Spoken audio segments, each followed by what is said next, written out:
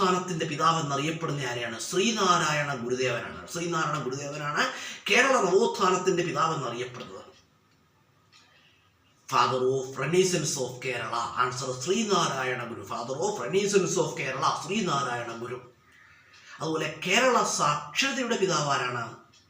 ചാവറ കുര്യാക്കോസ് എലിയാസച്ചൻ. Father of Kerala literacy. Answer Chavara Kuriakose എലിയാസച്ചൻ. ചാവറ കുര്യാക്കോസ് എലിയാസച്ചൻ. ചാവറ കുര്യാക്കോസ് എലിയാസച്ചൻ is known as father of Kerala literacy. അതുപോലെ പറയുകയാണെങ്കിൽ കേരള ബുദ്ധൻ എന്നറിയപ്പെടുന്നു ആരെയാണ്? Sree Narayana Guru. Sree Narayana Guru is known as Kerala ബുദ്ധൻ. Sree Narayana Guru is also known as Kerala ബുദ്ധൻ. അതുപോലെ പറയുകയാണ് കേരള യോഗീശ്വരൻ എന്നറിയപ്പെടുന്ന ആരാണ്? ചട്ടമ്പി സ്വാമികൾ. കേരള യോഗീശ്വരൻ എന്നറിയപ്പെടുന്ന ആരെയാണ്? ചട്ടമ്പി സ്വാമികളെയാണ്. ചട്ടമ്പി സ്വാമികൾ കേട്ടോ. കേരള യോഗീശ്വരൻ ചട്ടമ്പി Swamikal. Chattampi Swamikal is known as Kerala Yogeeswaran. കേരളത്തിന്റെ വന്ധ്യവയോധികൻ എന്നറിയപ്പെടുന്നു ആരെയാണെന്നറിയാമോ? കേരളത്തിന്റെ വന്ധ്യവയോധികൻ എന്നറിയപ്പെടുന്നത് K P Kesava Menon. K P Kesava Menon is known as grand old man of Kerala. Grand old man of Kerala. K P കേശവമേനോനാണ് കേരളത്തിന്റെ വന്ധ്യവയോധികൻ എന്ന് അറിയപ്പെടുന്നത്. അതുപോലെ നമ്മൾ പറഞ്ഞു സാക്ഷരത എന്ന് പറഞ്ഞു. സാക്ഷരത എന്താണ്? സാക്ഷരത എന്ന് പറയുന്നത് നമ്മളൊക്കെ സാക്ഷരത നേടിയവരാണ്. സാക്ഷരത എന്ന് പറഞ്ഞാൽ നമ്മളൊക്കെ മലയാളികളാണ്. മലയാളികൾ എന്ന് പറഞ്ഞാൽ കേരളത്തിലുള്ളവരാണ് മലയാളികൾ കേട്ടോ. കേരളത്തിൽ നിന്നുകൊണ്ട് മലയാളി എന്ന് പറയുന്നതിനകത്ത് ഉണ്ടോ? ഇല്ല. നോർത്ത് ഇന്ത്യയിലോ അല്ലെങ്കിൽ ഗൾഫ് രാജ്യങ്ങളിലോ ഒക്കെ ചെന്ന് നമ്മൾ മലയാളി എന്ന് പറയും. നാട്ടിൽ ഇപ്പം എൻ്റെ മലയാളികളാണല്ലോ. കേരളത്തിൽ അപ്പം കേരളത്തിൽ ഉള്ള ആളുകൾ സാക്ഷരത എന്ന് പറയുന്നത് എന്താണ്? മലയാളം എഴുതുവാനും വായിക്കുവാനുമുള്ള അറിവ് കേട്ടോ. അതാണ് സാക്ഷരത. ഇപ്പോൾ തമിഴ്നാട്ടിൽ ചെന്ന് കഴിഞ്ഞാൽ തമിഴ് എഴുതാനും വായിക്കാനും അറിയണം. അതാണ് സാക്ഷരത എന്നതുകൊണ്ട് ഉദ്ദേശിക്കുന്നത്. ഇപ്പോൾ മധ്യപ്രദേശിൽ ചെന്ന് കഴിഞ്ഞാൽ ഹിന്ദി എഴുതാനും വായിക്കുവാനും അറിയണം. അതാണ് സാക്ഷരത കൊണ്ട് ഉദ്ദേശിക്കുന്നത്. ഓരോ സംസ്ഥാനങ്ങളിലും അവരവരുടേതായ ഭാഷ എഴുതാനും വായിക്കാനുമുള്ള അറിവിനെ നമ്മൾ എന്തോ വിളിക്കും? സാക്ഷരത എന്ന് വിളിക്കും കേട്ടോ. സാക്ഷരത ഇന്ത്യയിൽ ആദ്യമായിട്ട് സമ്പൂർണ്ണ സാക്ഷരത കൈവരിച്ച ആദ്യത്തെ സംസ്ഥാനം ഏതാണെന്ന് ചോദിച്ചാൽ നമ്മുടെ കേരളമാണ് കേട്ടോ. കേരളം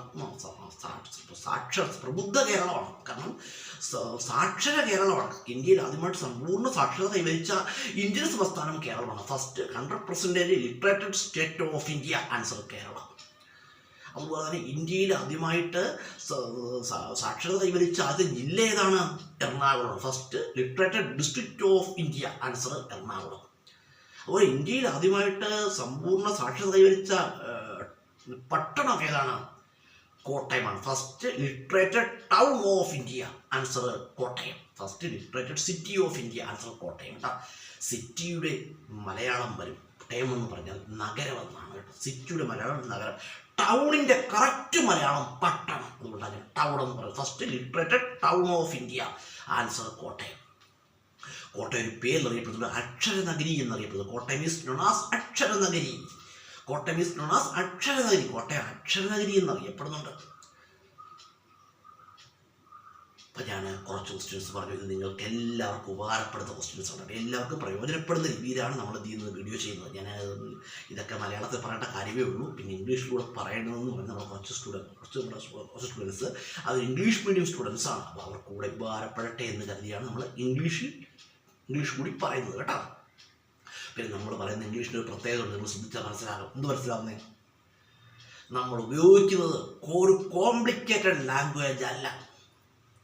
വളരെ സിംപ്ലസ്റ്റായ ലാംഗ്വേജാണ്. സിംപ്ലസ്റ്റായ ഒരു ലാംഗ്വേജാണ് നമ്മൾ ഉപയോഗിക്കുന്നത്. ഞാൻ 2021 ഒരു റാങ്ക് ഫെയിൽ ചെയ്തിരുന്നു. LLB എൻട്രൻസിന് വേണ്ടി ഒരു റാങ്ക് ഫെയിൽ ഞാൻ ക്രിയേറ്റ് ചെയ്തായിരുന്നു. പിന്നെ അത് പക്ഷേ പബ്ലിഷ് ചെയ്യാൻ കഴിഞ്ഞില്ല. അത് വേറെ കാര്യം. അന്ന് ഇപ്പോൾ യൂട്യൂബ് വീഡിയോകൾ ആരംഭിക്കുന്നതിന് മുമ്പ് ഞാനൊരു റാങ്ക് ഫെയിലിന് വേണ്ടി കുറച്ച് ചെയ്തായിരുന്നു. ഞാനെല്ലാം നോർമൽ ലാംഗ്വേജാണ് ഉപയോഗിക്കുന്നത് കേട്ടോ. ഒരിക്കലും കോംപ്ലിക്കേറ്റഡ് ലാംഗ്വേജ് നമ്മൾ ഉപയോഗിക്കുന്നേ ഇല്ല. ആർക്ക് കേട്ടാലും പഠിക്കുക, ആർക്ക് കേട്ടാലും മനസ്സിലാവുകയും ആർക്കും മനസ്സിലാവുന്ന ഒരു ലാംഗ്വേജാണ് നമ്മൾ ഉപയോഗിക്കുന്നത് കേട്ടോ.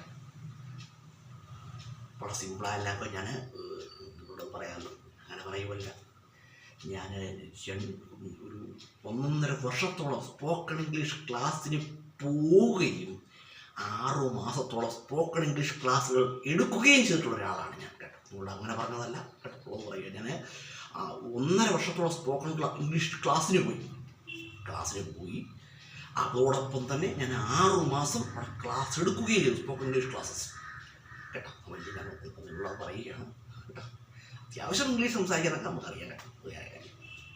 ഇംഗ്ലീഷ്, ഹിന്ദി പിന്നെ അത് നിങ്ങളോട് പറയണം, ഹിന്ദി മലയാളം പോലെ സംസാരിക്കാൻ നമുക്കറിയാം കേട്ടോ, ഹിന്ദി കേട്ടോ. അത് നിങ്ങളോട് ഒരു കാര്യം പറയട്ടെ.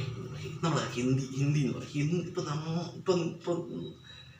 ഒരു ഹിന്ദി അദ്ദേഹം ഹിന്ദിയിൽ വിദ്വാനൊക്കെ പാസ്സായി, അല്ലെങ്കിൽ ഹിന്ദി ലിറ്ററേച്ചറായ ഒരാൾ.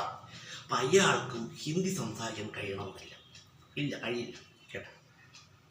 ഇപ്പം ഒരു ഹിന്ദി അധ്യാപകൻ ഇപ്പോൾ വന്ന്, ഇപ്പോൾ നമ്മുടെ നാട്ടിലെ നോർത്ത് ഇന്ത്യയിലെല്ലാം നമ്മുടെ നാട്ടിൽ ഹിന്ദി അധ്യാപകൻ ഇപ്പോൾ വന്നു കഴിഞ്ഞാൽ ഇപ്പം ഞങ്ങളൊക്കെ സംസാരിക്കുന്നവർ ഹിന്ദി സംസാരിക്കാൻ കഴിയില്ല. എന്തുകൊണ്ടാണ് അതങ്ങനെ. അപ്പം ഞങ്ങളപ്പോൾ നിങ്ങൾ ചോദിക്കുക, നിങ്ങളൊക്കെ എങ്ങനെയാണ് പഠിച്ചത്? ഞാനുള്ള കാര്യങ്ങൾ പറയാം. ഞാൻ 5-6 വർഷത്തോളം നോർത്ത് ഇന്ത്യയിലാണ് അങ്ങനെ പഠിച്ചതാണ്, അല്ലാതെ പഠിച്ചതല്ല. അപ്പോൾ നാട്ടിൽ നിന്ന് കഴിഞ്ഞാൽ ഹിന്ദി പഠിക്കാൻ പറ്റും, എങ്കിലും ഒരു നോർത്ത് ഇന്ത്യയിൽ പോയി പഠിക്കുന്ന പോലോ അല്ലെങ്കിൽ ഗൾഫ് രാജ്യങ്ങളിൽ പോയി ഹിന്ദി സംസാരിക്കാൻ പഠിക്കുന്ന പോലോ നമ്മുടെ നാട്ടിൽ നിന്ന് കഴിഞ്ഞാൽ പഠിക്കാൻ കഴിയില്ല കേട്ടോ. അല്ലെ പിന്നെ ഹിന്ദി പ്രത്യേക ക്ലാസ്സുകളൊക്കെ ഇപ്പോൾ വാട്സപ്പിലൊക്കെ അവൈലബിൾ ആണ്, വേറെ കാര്യം. അപ്പം അങ്ങനെയൊക്കെ പഠിക്കാൻ കഴിയും കേട്ടോ, അത് വേറെ കാര്യം. അതെന്തോ ആയിക്കോട്ടെ. അപ്പം ഞാൻ പറഞ്ഞെന്തുവാ, അപ്പോൾ നമ്മൾ കുറച്ച് ക്വസ്റ്റ്യൻസ് പറഞ്ഞു. വളരെ സിംപ്ലസ്റ്റായ ലാംഗ്വേജാണ് നമ്മൾ യൂസ് ചെയ്യുന്നത്, വളരെ സിംപ്ലസ്റ്റ് ലാംഗ്വേജ്. അപ്പോൾ നമ്മൾ പറഞ്ഞു ഡയറക്റ്റ് മലയാളത്തിന് ഡയറക്റ്റ് നമ്മളങ്ങ് ട്രാൻസ്ലേറ്റ് ചെയ്ത് പറയുവാണ് കേട്ടോ. അല്ലാതെ ബുക്കിഷ് ലാംഗ്വേജ് അല്ല നമ്മൾ ഉപയോഗിക്കുന്നത്. ആർക്കും മനസ്സിലാവും, ഏത് വ്യക്തിക്ക് കേട്ടാലും മനസ്സിലാവും കേട്ടോ. അതുപോലെ നമ്മൾ ഇനി LLBയുടെ ലോ അക്കാഡമിയുടെ LLB എൻട്രൻസ് ക്ലാസ്സൊക്കെ യൂട്യൂബിൽ അപ്ലോഡ് ചെയ്യുന്നുണ്ട്, യൂട്യൂബിലും ഫേസ്ബുക്കിലും ഇടുന്നുണ്ട്.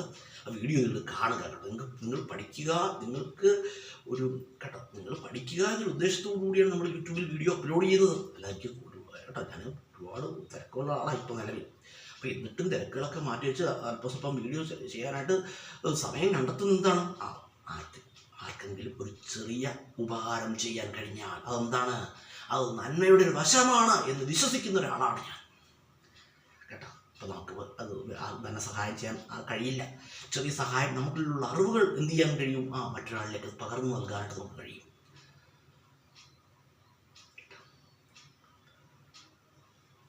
പറഞ്ഞ കൂട്ടത്തിൽ ഇതൊക്കെ പറഞ്ഞതാണേ. ഇപ്പോൾ നമ്മുടെ ഫ്രണ്ട്സിനോട് ഫ്രണ്ട്ലി ടാക്ക് പോലെ ഞാൻ പറഞ്ഞതാണ്. അപ്പോൾ വീഡിയോ കാണുന്നതിന് തുടർച്ചയായിട്ട് കാണുക.